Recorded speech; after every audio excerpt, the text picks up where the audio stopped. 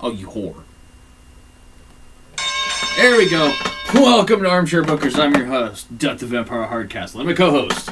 Steel, as well as propagator of Steele-Rhoads Wrestling. This week we're a little late on doing the Thanksgiving Throwdown due to my food poisoning. Yay! So we're doing it now. Nobody watches anyway, so... Yeah, nobody cares. Nobody cares. Nobody cares. You go ahead and lead us in. In the past month, we had held a tag team tournament to determine... Well, the finals will be held today. Thanksgiving Throwdown, 2018. And to determine new tag team champions. Right. We have Duck Hardcastle and Triple H advancing to the finals. Against what would have been Morrison and Curtis Axel, but Curtis Axel was injured in their previous match, and it leaves the partner for Morrison unknown until, well, the reveal. If there is a reveal to be had at all. Right. And so that's pretty. We got up to speed for Thanksgiving Throwdown. All right, Thanksgiving Throwdown begins. First match on the card. We were about to get the reveal because Morrison comes out alone, right? And starts the match alone. We come out together, and Morrison holds a decent fight together for about the first 3 minutes. You know, mainly running and using his parkour shit to get us to work against ourselves. But we catch him in the long run, like we always do. And proceed to beat the shit out of him. And as we do, the dulcet tones of "Quiet on the set, I need quiet on the set" fucking plays, which just leaves me fucking just a pissed and flabbergasted at the same time. I'm just like, what the fuck? I turn to look. Mrs. Music hits. My eyes are locked on that stage. Nothing. Like, oh, fuck this. Turn around. Then he comes out. Fucking comes out, hops up, grabs the fucking tag rope and fucking hand out. I'm just like, no, that's not how this shit goes. No. And fucking Miz gives me the bitch smack. Him and I fucking scuffle off for a bit. It gives Morrison a chance. Because now it's Morrison and Hunter. Well, Miz cuffs my ass to the fucking concession stand. Like, lures my ass to the concession stand. Because I never take the active member of the tag team. I don't. It's not my style. They're like, I need a tag. I'm like, well, fucking find someone that wants to tag in. That's not me. Well, what do? I distract the fucking other guy. So they can't tag in. I make it a one-on-one. Well, that backfires because I get handcuffed to the fucking concession stand, and Miz works his way back and gets Triple H's number, if you will, and Morrison gets the tag into Miz. Miz and Triple H are having at it, and all of a sudden, just through the crowd comes a fucking hot dog stand with a dude chained to it. Son of a bitch. No wheels. It's getting drugged. There's sparks. And fucking down the stairs. Climb over the rail. Reach behind me. Pull out some mustard.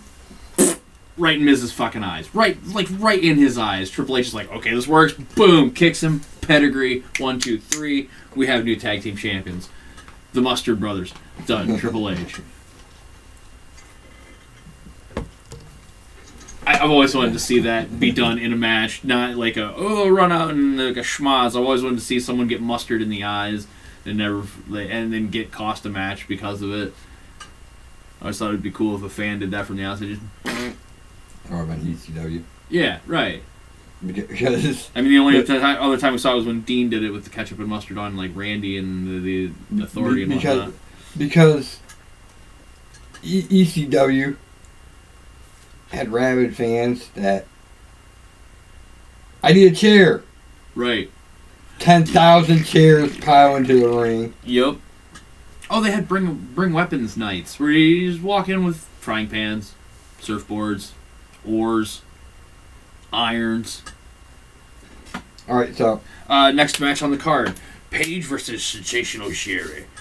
In a Lumberjill match for the Women's Championship. And as much as I would like to say this is a traditional Lumberjill match where there's going to be a lot of scuffle on the outside, not really, because both of these ladies are actually quite technical fighters, so there's not really going to be much outside scuffle other than people trying to screw Paige over.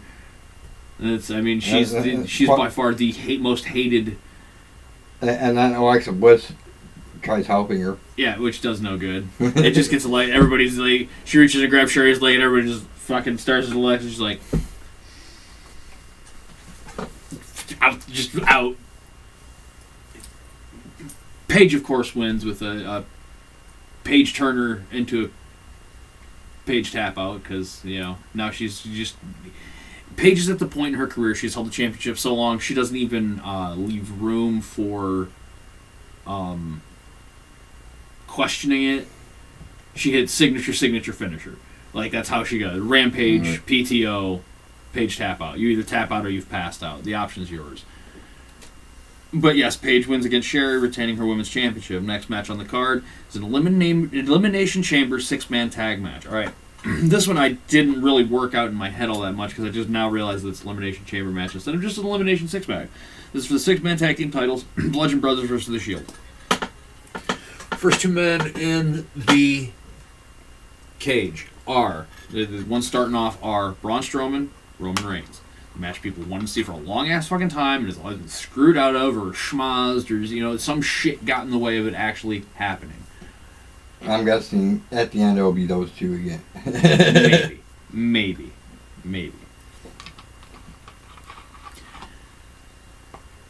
It's everything we've seen between the two of them. Superman punch, spear, pin, kick out. Power slam, pin, kick out. They both have infinite specials.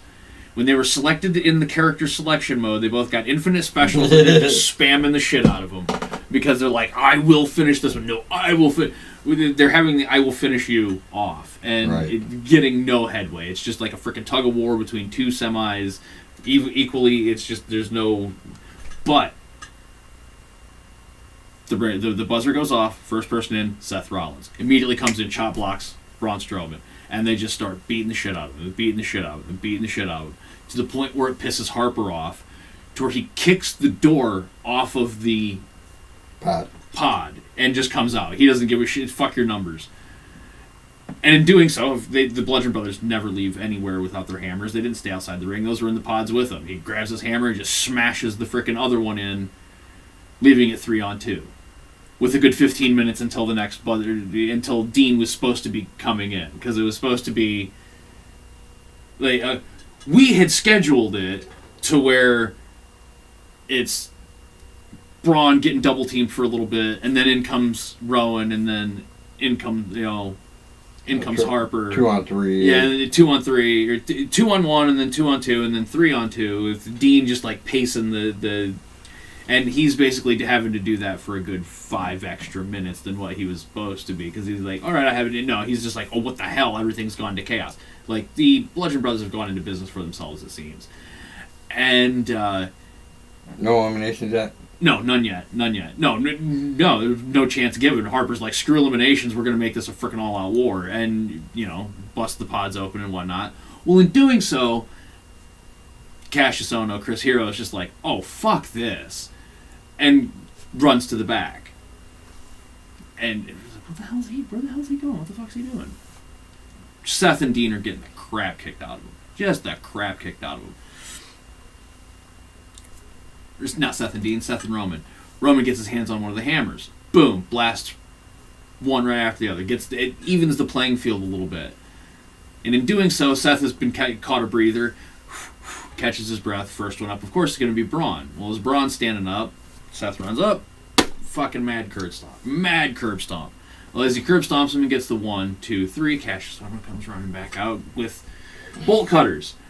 Ding, ding, ding. Someone has to leave the thing. He's like, oh, son of a bitch! And throws the bolt cutters.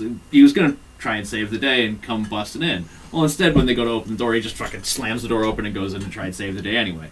Blows up in his face immediately because the Bludgeon Brothers like, the hell are you? If I grab him, chuck him out, close the door. Braun too. Like they Braun stays in, closes the door, and is like, no, I got this. Keep beating him. Cash Storm's like, son of a bitch. Scurries around over to Dean's section, passes the bolt cutters into him. Dean's like, what good are these gonna do me? They're plate glass freaking doors, you asshole. It's like, above you, chain. Oh yeah, chain. Dean starts going to work on the.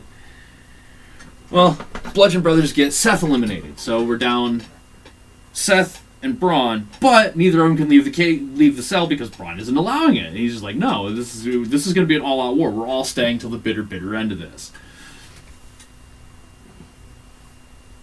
Done. Triple H like, no, done with this shit. They come out, hammers, both of them sledgehammers in tow. Regular sledgehammers, not these big foam sledgehammers that the Bludgeon Brothers use. They come out and they're just like,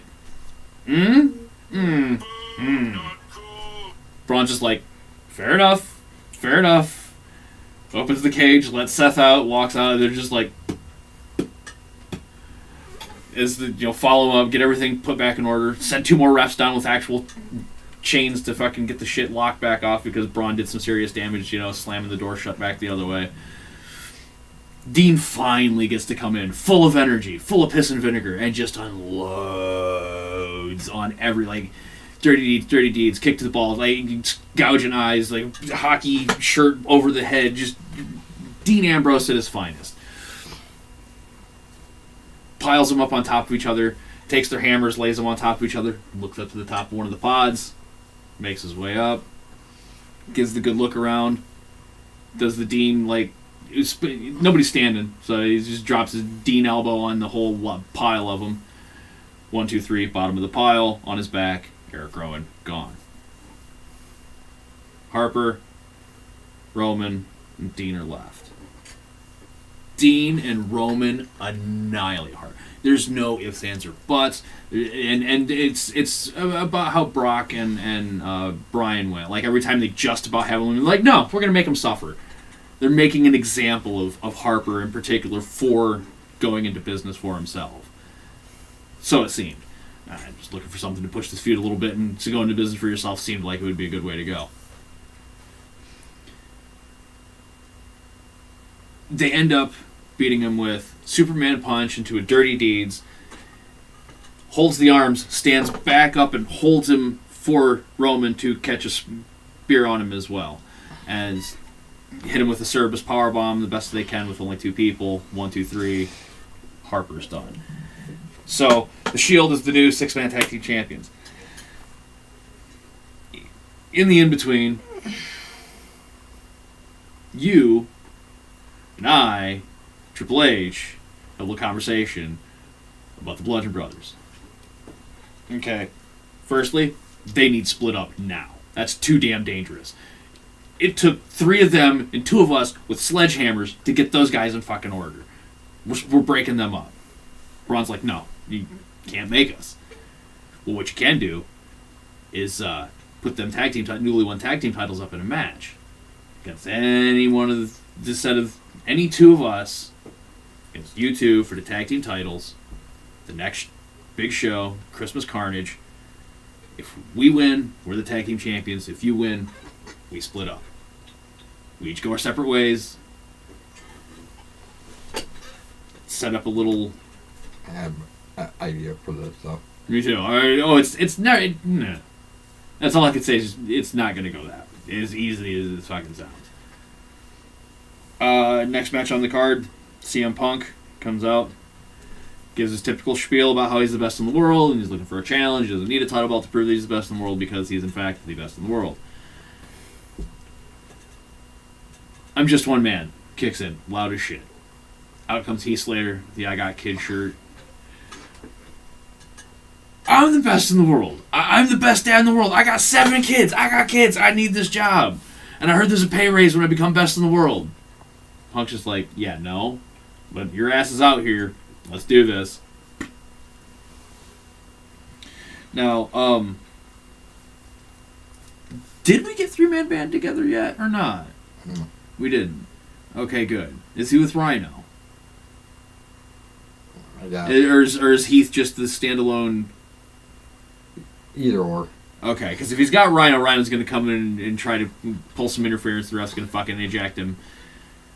Make everybody think that he's going to get eliminated by lose by disqualification. But, yeah. Long story short, CM Punk goes for a go to sleep, throws him up. Frickin' Heath stops it with hands on his knees and pushes off, bounces off the rope, catches him with a tornado DDT. Locks in a pin, throws both feet on the top rope, not the middle rope, not the bottom rope, the fucking top rope. He's got full leverage on this pin. Gets a 1-2-3 and scurries out screaming, "I'm the best in the world." As Punk sits there just completely dumbfounded that he has lost to Heath Slater. Just like, what the what? I mean, like Bret Hart levels of pissiness, like about ready to start destroying the surrounding set. It's just like, no, I gotta go kick Heath Slater's ass. This is bullshit. So, CM Punk is no longer best in the world. That title now goes to Heath Slater, who is in fact before he is out of the arena, he is on his phone having a belt made. Yeah, because that's Heath fucking Slater. I can just see that, like him being like, yo, I need you to make me a belt like right now. I just became the best in the world and I want a belt to prove it. Big old belt buckle, baby.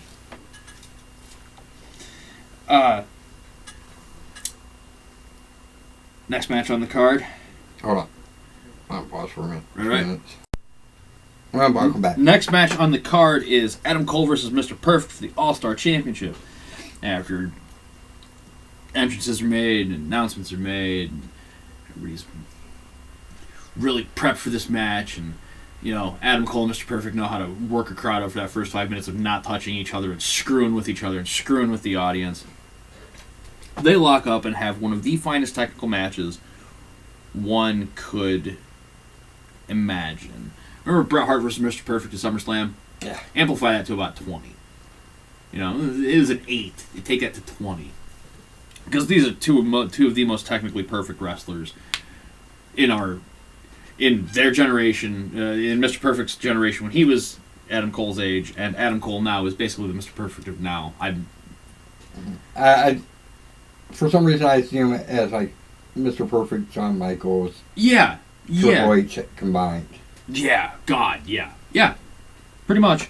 Adam Cole puts on a hella good show, but just gets simply outclassed by an expert in his field. Hits him with a perfect plex in the dead center of the ring. No shenanigans, no bullshit. Undisputed Era doesn't try no crap. Or not Undisputed Era. Steel Club doesn't try no crap. We have enough respect for Mr. Perfect to just go, no. Sorry, Adam. He's the one that he got lucky. So, Mr. Perfect is now the new All-Star Champion. Yep. Raven, in the vestige of having fun, has declared this ultra-violent television title match Raven's Rules match with no interference. It's like, no. The cage match didn't get the damn job done. This one. Do not get involved, guys. Don't.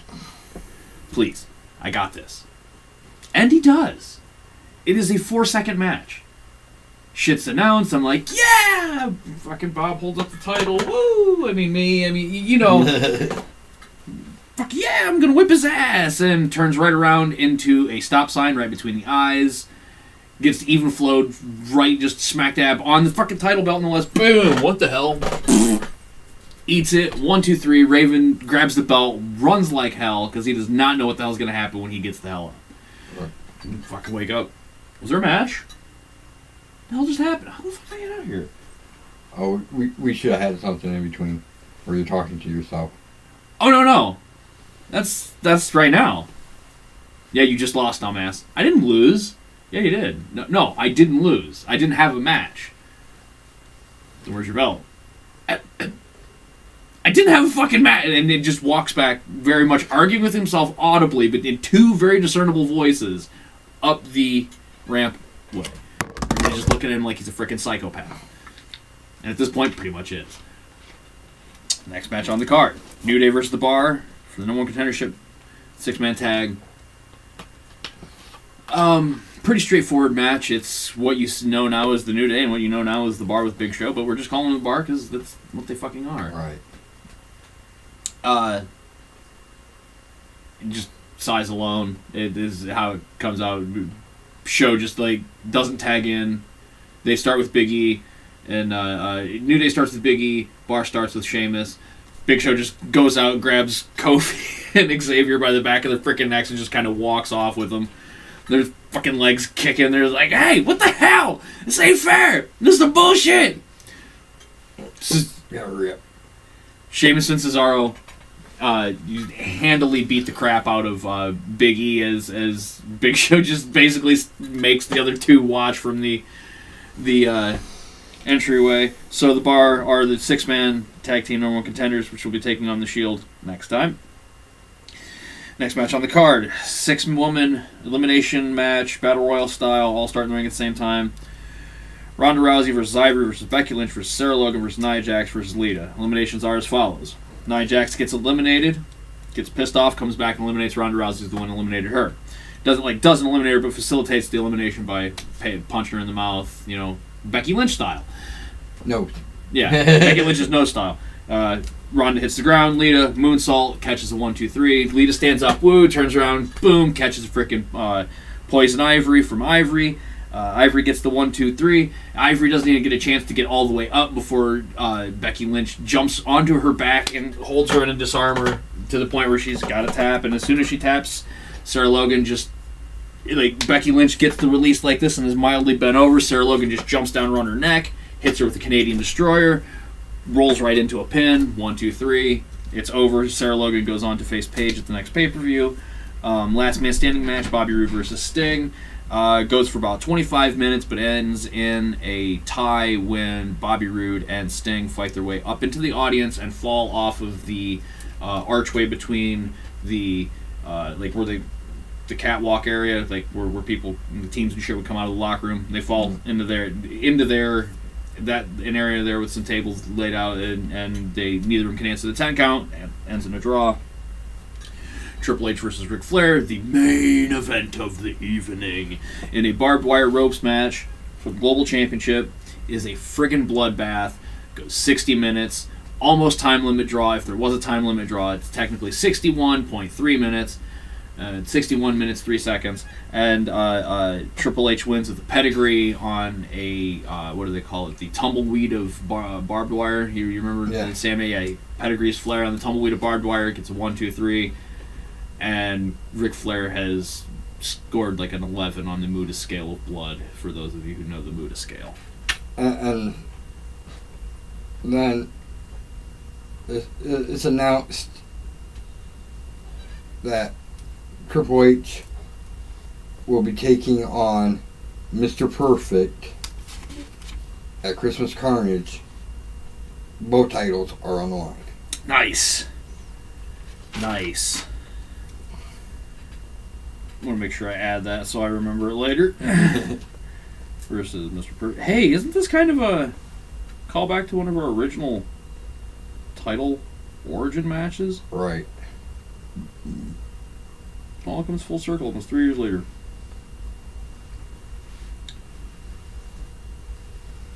Stipulation is to be determined. Steps TBD. Alright. That is it for Thanksgiving Throwdown. Thank you for that. And now to picks. If you want to do some. What do I do?